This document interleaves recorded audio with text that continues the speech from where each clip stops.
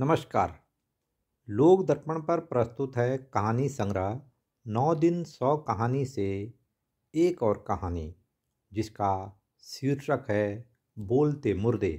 तो आइए सुनते हैं कहानी बोलते मुर्दे। हुकम सिंह ने मरने से एक रोज पहले अपने गांव में दावत दी थी। दावत क्या, इसे मृत्यु भोज कह लीजिए तो शायद यही सही रहेगा, क्योंकि हुकम सिंह के आगे पीछे रोने वाला कोई न था। अच्छी खासी जमा पूंजी थी उसके पास, लेकिन वह नहीं चाहता था कि उसके मरने के बाद लोग इस बात के लिए झगड़े कि वह उनका दूर दराज का ही सही, लेकिन रिश्तेदार तो है ही। पंडित जी से मृत्यु भोज का सही मुहूर्त निकलवा कर गांव के बड़े बुजुर्गों, बच्चों एवं नौजवान नर नारियों से उनकी पसंद के पकवानों के अनुसार हलवाई को भोजन बनाने का ठेका दे दिया गया। पंडित जी तो पंडित जी, भोज में शामिल होने वाले हर एक इंसान के लिए दक्षिणा का बंद लिफाफा पहले से ही तैयार था। हुकम सिंह ने हिसाब लगाया तो करीब 771 लोग मृत्यु भोज में शामिल होने वाले थे। मृत्यु भोज तैयार हो चुका था। हुकम सिंह को शक था कि उसकी मृत्यु के बाद न जाने कोई विधि विधान से 13वीं करेगा या नहीं। इसलिए उसने पंडित जी से कहा कि मृत्यु के पश्चात के क्रियाक्रम को उल्टे क्रम से शुरू कर दिया जाए, तो शायद 10-15 दिन में तो वह मर ही जाएगा। पंडित जी ने कहा, ठीक है यजमान, तुम यह मानो कि तुम मर चुके हो, तुम्हारी 13वीं हो चुकी है। अब तुम सबसे पहले पंडित जी को अपने हाथों से दक्षिणा देकर घर से विदा करो।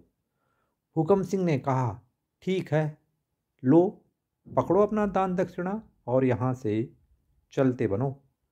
दक्षिणा पाकर पंडित जी चलते बने। इसके बाद मृत्यु भोज और फिर एक एक कर क्रियाक्रम के हर एक क्रम को उल्टे क्रम में करते करते ठीक 10वें दिन आखिर हुकम सिंह का देहांत हो ही गया। लोग कह रहे थे कि हुकम सिंह तो बड़ा अंतर्यामी निकला। इसे कैसे पता था कि ठीक 10वें दिन मैं मर जाऊंगा। लोगों ने उसके कहे अनुसार दाह संस्कार के लिए चंदन की लकड़ी एकत्र की। राम नाम सत्य है कहते हुए लोग अर्थी को कंधा देकर आगे बढ़ रहे थे।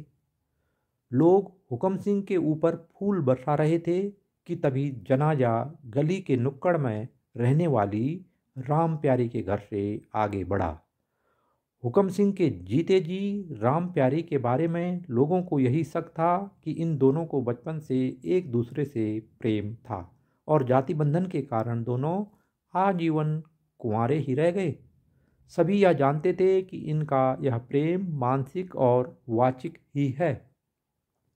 राम प्यारी ने जैसे ही यह बात सुनी कि हुकम सिंह चल बसा, तो उसने सोचा, अब मेरा यहाँ क्या काम।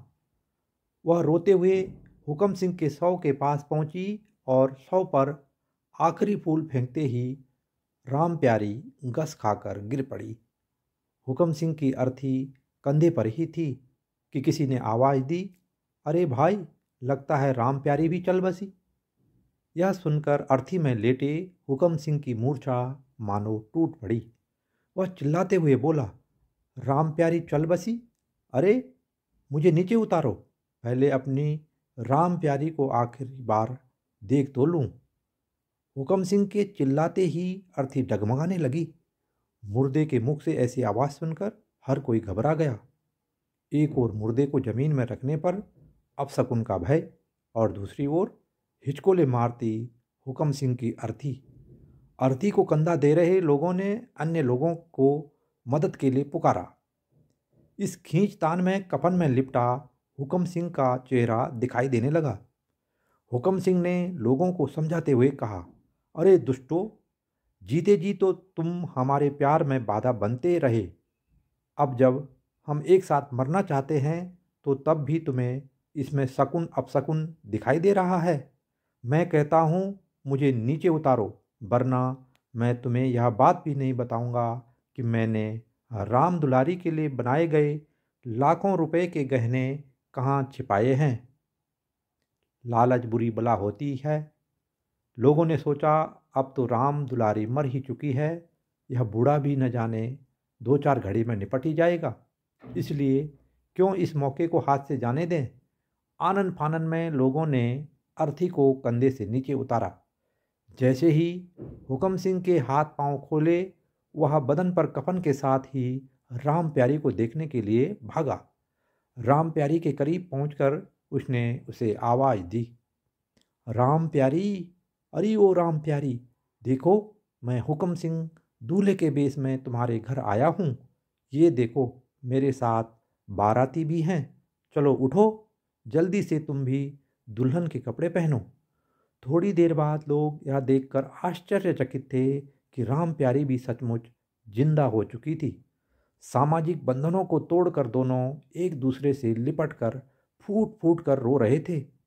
लोग एक बार पुनः आपस में कानाफूसी करने लगे। आखिरकार लोगों ने कहा, हुक्म सिंह और राम प्यारी तो एक बार मर चुके हैं, इसलिए अब इनका दोबारा नामकरण और अन्य संस्कार करने के बाद इनकी शादी कर दी जाए। इस निर्णय पर समाज की मुहर लगते ही बड़े धूमधाम से दोनों का नामकरण व अन्य संस्कार संपन्न हुए।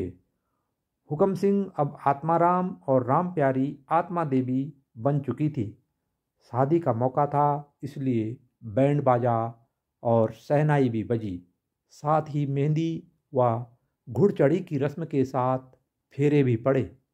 लेकिन इसके बाद मोहल्ले में एक बार फिर वही सन्नाटा था। बस अब एक के बजाय 2 अर्थियां एक साथ सजी थी। शमशान के एक चबूतरे पर आत्माराम और दूसरे पर आत्मा देवी की चिताएं धू धू कर जलते हुए आवाज़ दे रही थी। जहां इंसानों की बस्ती में इंसानियत खामोश हो, वहां मुर्दे बोलते हैं। तो ये थी कहानी बोलते मुर्दे। आपको यह कहानी कैसे लगी कमेंट बॉक्स में अवश्य लिखें। और अगर आपको लोक दर्पण पर प्रसारित कहानियाँ व धारावाहिक पसंद आए तो चैनल को लाइक, शेयर और सब्सक्राइब करना न भूलें। धन्यवाद। जय हिंद।